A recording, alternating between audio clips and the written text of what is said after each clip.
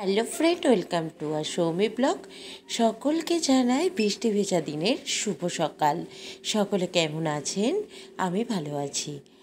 আসেন আপনাদের সাথে একটা মানুষের পরিচয় করিয়ে দেয়া যাক। ইনি হচ্ছে সেই মানুষ যার ঘন্টার আওয়াজ শুনলে একদণ্ড বাড়িতে বসে থাকা সম্ভব হতো না। আমরা যখন খুবই যখন উনিই একমাত্র মানুষ যে কিনা আমাদের এখানে ফুচকা বিক্রি করতে আসতো।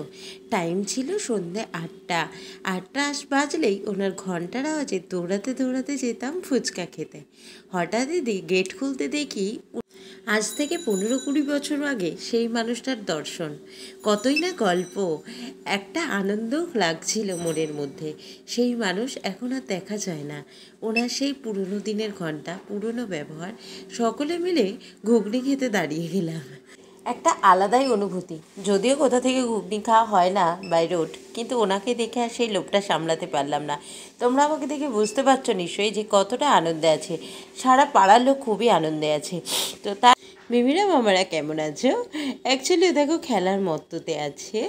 ওকে আমি ভালোবেসে ডবলু বলে ডাকি, তাই ওর মা আর ওর বাবারে একটু রাগ হয়, কিন্তু এটা তো বুঝছি আর মিমির ভালোবাসা। তো আমরা কথা বলতে থাকি। চলো টাটা, দেখা হবে নেক্সট ভিডিওতে। ততক্ষণ তোমরা মিমির চ্যানেলটাকে অবশ্যই সাবস্ক্রাইব করে দিও।